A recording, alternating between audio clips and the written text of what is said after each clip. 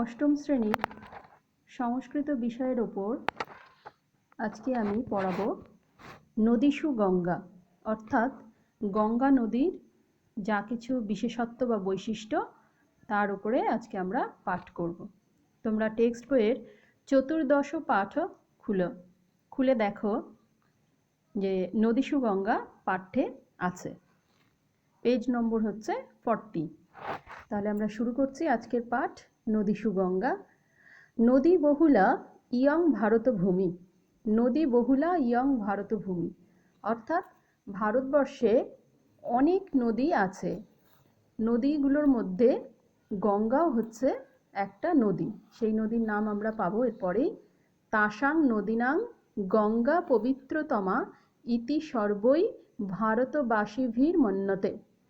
এই নদীর মধ্যে গঙ্গা নদী হচ্ছে সবচাইতে পবিত্রতম, এটি সকল ভারতবাসী মনে করে। তারপরের লাইন দেখো, তস্যা পূর্তং সলিলং মানবানাং সর্বং পাপজাতং হরতি। এর পুত সলিল, পুত মানে হচ্ছে পবিত্র, সলিল মানে জল। এর পবিত্র জল সকল মানুষের সকল পাপ হরণ করে। অর্থাৎ গঙ্গা নদীর জল বা গঙ্গার জল আমাদের যত পাপ আছে সব ধুয়ে পবিত্র করে দেয়। পরের লাইন দেখো, গঙ্গা জলম বিনা ন কিঞ্চিদপি ধর্মানুষ্ঠানং ভবতি। এই গঙ্গা জল ছাড়া কোনো রকম ধর্ম অনুষ্ঠানই সম্ভব নয়। অর্থাৎ শ্রাদ্ধ, জন্ম, মৃত্যু সংক্রান্ত যা কিছু আছে, বিবাহ, অন্নপ্রাশন, যা কিছু পুজো অর্চনা, সমস্ত ক্রিয়াকর্মাদিতে শুদ্ধ করার জন্য গঙ্গার জল খুবই মূল্যবান বা অতি নিত্য প্রয়োজনীয় একটা জিনিস। যত্র গঙ্গা জলং দুর্লভং তত্র গঙ্গা স্মরণই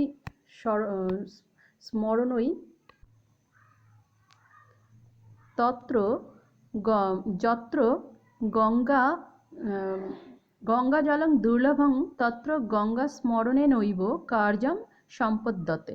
অর্থাৎ যেখানে গঙ্গার জল দুর্লভ, অর্থাৎ এমন কিছু জায়গা আছে যেখানে সহজেই গঙ্গা জল পাওয়া যায় না, সেই দুর্লভতম জায়গাতেও গঙ্গাকে শুধুমাত্র স্মরণ করেই কাজ সম্পূর্ণ করা হয়। অর্থাৎ গঙ্গা এই নাম স্মরণ করে কাজ করলেও গঙ্গা জল দিয়ে সেই কাজের যে মাহাত্ম্য, সেই একই মাহাত্ম্য প্রাপ্ত হয়, একই পুণ্য অর্জন করা হয়। সেই অর্থেই বলছে যে যেখানে যত্র গঙ্গা জলং দুর্লভং তত্র গঙ্গা স্মরণে নৈব কার্যং সম্পদ্যতে। গঙ্গা জল যেখানে দুর্লভ সেখানে শুধুমাত্র নাম উচ্চারণ করেই বা নাম স্মরণ করেই সেই কাজ সম্পন্ন করা হয়। বহব জনা প্রত্যহং পুণ্যার্জনায় গঙ্গায়াম অবগাহন্তে। অনেক মানুষই কি করেন না, গঙ্গার জলে স্নান করে পুণ্য অর্জন করেন বা পুণ্য অর্জনের জন্য প্রতিদিন গঙ্গা স্নান করে থাকেন। পূর্বপুরুষানাম উদ্ধারার্থং সূর্যবংশীয়েন রাজ্ঞা ভগীরথেন সমারাধিত বিষ্ণুচরণোদ্ভবা গঙ্গা সুরলোকাৎ পৃথিবীম আগতা ইতি পৌরাণিকী বার্তা। পূর্বপুরুষদের উদ্ধারের জন্য সূর্যবংশীয় রাজা ভগীরথ এর দ্বারা বিষ্ণুর চরণ থেকে উৎপন্ন গঙ্গা স্বর্গ থেকে পৃথিবীতে এসেছিল, এটা কি বলে পুরাণে লিখিত আছে বা পুরাণে এইরকমভাবে বর্ণিত আছে। এই গল্পগাথা কি বলা হলো যে পূর্বপুরুষদের উদ্ধারের জন্য। পূর্বপুরুষ কারা না, যারা আমাদের প্রপিতামহ পিতামহ, এরা যারা এখন নেই, পরলোক গমন করেছেন, সেই পূর্বপুরুষদের আত্মার উদ্ধারের জন্য সূর্যবংশীয় রাজা ভগীরথ সে কি করেছিল, তিনি গঙ্গাকে যে কিনা বিষ্ণুর চরণ থেকে উৎপন্ন হয়েছে, তাহলে গঙ্গার উৎপত্তি কোথায়, বিষ্ণুর চরণে, সেখান থেকে উৎপন্ন গঙ্গাকে, বিষ্ণু কোথায় থাকেন, স্বর্গে থাকেন, তাই স্বর্গ থেকে পৃথিবীতে মর্তে আনয়ন করেছিলেন কে না, ভগীরথ, সূর্যবংশীয় রাজা ভগীরথ।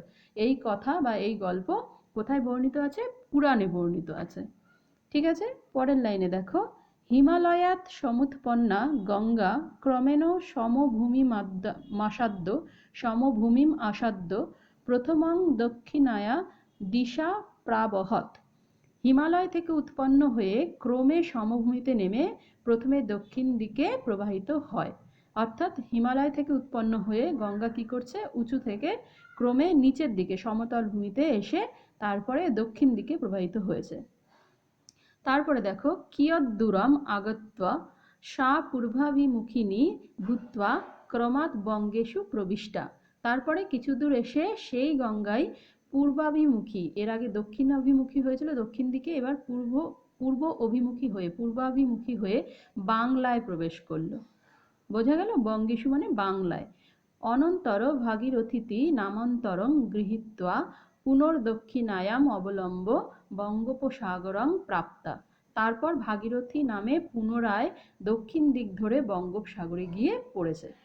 তার মানে গঙ্গার এখানে কিন্তু পুরো গতিপথটাই বর্ণিত হয়েছে, যে বিষ্ণুর চরণ থেকে যে উৎপন্ন হয়ে স্বর্গ থেকে পৃথিবীতে এসছে, কোন কোন যাত্রাপথ ধরে এসছে বা কোন কোন পথ ধরে এসছে, সেই যাত্রাপথটা এখানে বর্ণিত হয়েছে। কিভাবে না, সবার প্রথমে হিমালয় থেকে উৎপন্ন হওয়া গঙ্গা সে সমতল ভূমিতে নেমে দক্ষিণ দিকে প্রবাহিত হয়েছে। তারপরে কি হয়েছে, কিছু দূর প্রবাহিত হয়ে সেই গঙ্গায় পূর্ব অভিমুখী হয়ে বাংলায় এসে পড়েছে। তারপরে কি করেছে না, ভাগীরথী নাম ধারণ করে, মানে এক একটা জায়গায় গঙ্গা এক এক নামে প্রবাহিত হয়েছে।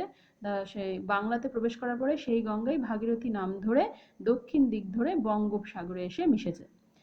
তারপরে দেখো, তস্যা উপরি শতশ সহস্রশ্চ জলযানানি বিবিধানি পণ্যদ্রব্যানি বহন্তি। তার উপর দিয়ে শত সহস্র জলযান কি না, জাহাজ, স্টিমার, লঞ্চ বা নৌকো, অনেক কিছু যেগুলোতে করে জলপথে যাতায়াত করা হয়, সেই জলযানাদি নানা রকম পণ্যদ্রব্য নিয়ে চলাচল করে। আমরা জানি স্থলপথে যেমন মানুষ বিভিন্ন পণ্যদ্রব্য রপ্তানি আমদানি করে থাকে, তেমনি জলযানের মাধ্যমেও কিন্তু মানুষ ব্যবসার বিভিন্ন পণ্য আমদানি রপ্তানি করে থাকে। এরপরে দেখো, আদিকবিনা বাল্মীকিনা আচার্যেন শঙ্করেণ চ সা বহুভিঃ সুমধুরৈ শ্লোকৈ বন্দিতা। আদিকবি বাল্মীকি আচার্য শঙ্করের দ্বারা অনেক সুমধুর শ্লোক বন্দিত হয়। অর্থাৎ গঙ্গাকে নিয়ে, গঙ্গা শ্লোক বলে অনেক শ্লোক কিন্তু এরা রচনা করে আমাদের সামনে উপস্থাপন করেছেন। আদিকবি বাল্মীকি আর আচার্য শঙ্কর এরা গঙ্গার উপরে অনেক শ্লোক রচনা করেছেন। সেই শ্লোক আমরা কিন্তু বন্দনা করি। তাহলে এই পর্যন্ত হচ্ছে তোমাদের গঙ্গার ওপরে বিভিন্ন বৈশিষ্ট্য আমরা জানতে পারলাম। এরপরে দেখো, পরবর্তী পর্যায়ে কি আছে না, এরপরে তোমাদের অনুশীলনী আছে। অনুশীলনীতে কি আছে? অনুশীলনীতে আছে শূন্যস্থান পূরণ করো। প্রথমে জ্ঞানমূলক প্রশ্ন। শূন্যস্থান পূরণকরণে ওই তাসাং পুতং ড্যাশ ভারতবাসী ভীর মন্যতে, তোমার ওই পাঠ্যের থেকেই দেখবে এই সেন্টেন্সগুলো, বাক্যগুলো তুলে দিয়েছে। তাহলে তোমরা পাঠ্যটাকে যদি ভালোভাবে পড়ো, তাহলেই তোমরা এই শূন্যস্থানগুলো পূরণ করতে খুব সহজ হবে তোমাদের কাছে, তোমরা পারবে। তারপরে দেখো, যত্র গঙ্গা জলং ড্যাশ সম্পদ্যতে, তারপরে আছে ড্যাশ অবগাহন্তে। তারপরে ঘয়ে দেখো, কিয়দ্দূরং আগত্য সা ড্যাশ বঙ্গেষু প্রবিষ্টা। উমতে দেখো, তস্যা উপরি ড্যাশ বহন্তি।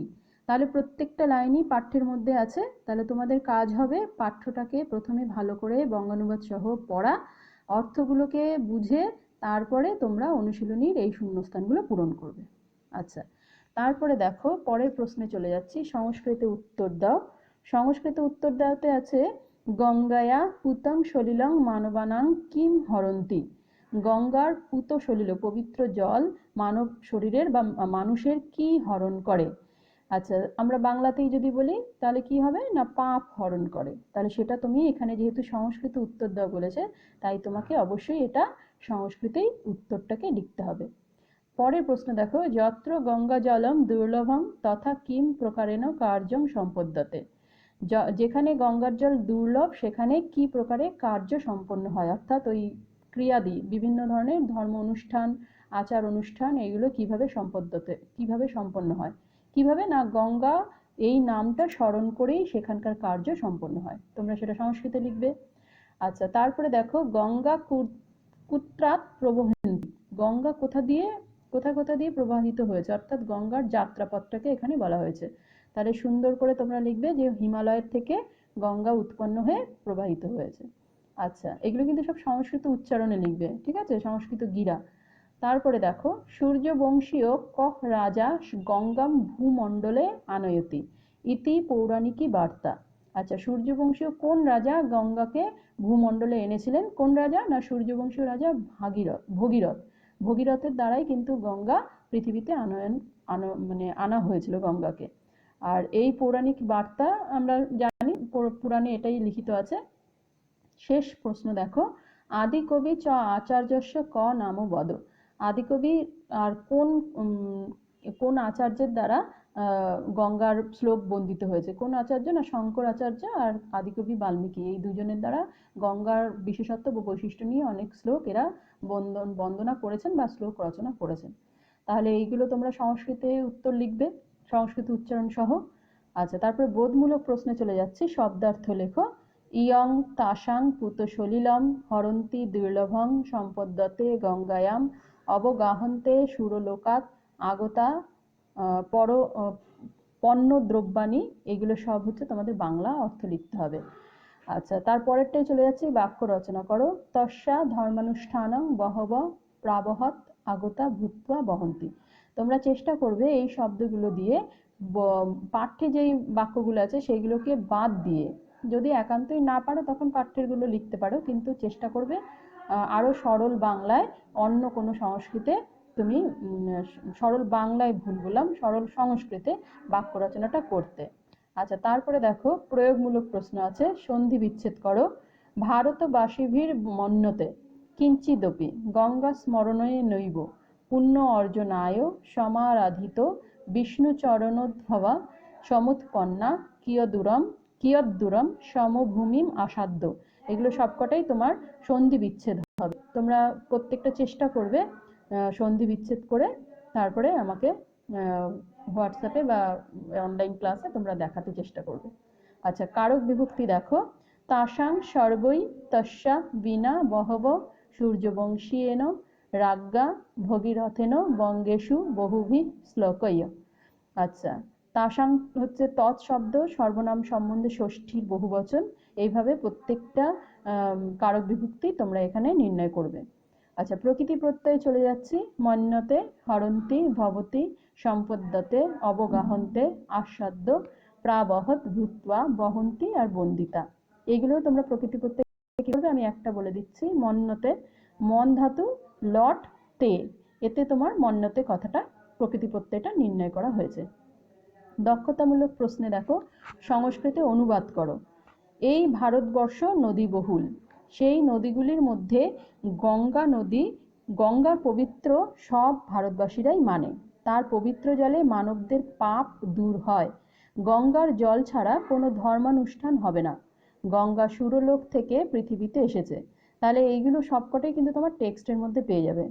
নদী বহুলা ইয়ং ভারতভূমি, তাসাং নদীনাং গঙ্গা পবিত্রতমা ইতি সর্বই ভারতবাসী ভিড় মান্নাতে, সবকটাই তুমি টেক্সটের মধ্যে থেকে পেয়ে যাবে। সুতরাং এগুলো শুধু তুমি বঙ্গানুবাদটা জানলে পরেই তুমি সহজেই এটা অনুবাদটাও নিজেই করতে পারবে। আচ্ছা, শেষ প্রশ্ন দেখো, বাংলায় অনুবাদ করো। কিয়দ্দূরম আগত্য সা পূর্বাভিমুখিনী ভূত্বা ক্রমাৎ বঙ্গেষু প্রবিষ্টা বহব জনা প্রত্যহং পুণ্য অর্জনায় গঙ্গায়াম অবগাহন্তে যত্র গঙ্গা জলং দুর্লভং তত্র গঙ্গা স্মরণে নৈব কার্যং সম্পদ্যতে। আদি কবিনা বাল্মীকিনা আচার্যেন শঙ্করেণ চ সা বহুভীর সুমধুরৈ শ্লোকৈ বন্দিতা। এটাও তুমি টেক্সটের মধ্যে পেয়ে যাবে। বঙ্গানুবাদটা তুমি দেখো যে কিয়দ্দূরম আগত্য সা পূর্বাভিমুখিনী ভূত্বা ক্রমাৎ বঙ্গেষু প্রবিষ্টা।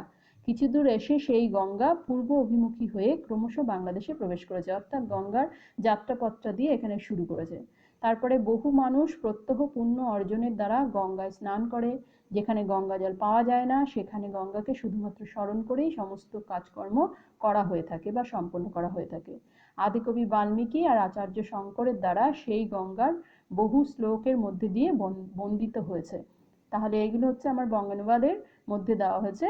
তাহলে তোমরা চেষ্টা করবে আমি যে প্রশ্নগুলো নিয়ে আলোচনা করলাম অনুশীলনী, সেইগুলো বাড়িতে আলাদা করে সংস্কৃতের যে খাতা সেই খাতার মধ্যে লিখে তৈরি করে রাখা, যাতে করে পরবর্তীকালে স্কুল শুরু হলে আমরা এগুলো চেক করে দিয়ে তোমাদের ভুলগুলি বা ঠিকগুলি ধরিয়ে দিতে পারি। ঠিক আছে, তাহলে আজকে এই পর্যন্তই থাকলো। তোমরা সবাই সুস্থ থাকো, ভালো থাকো, এই বলেই আজকে শেষ করলাম।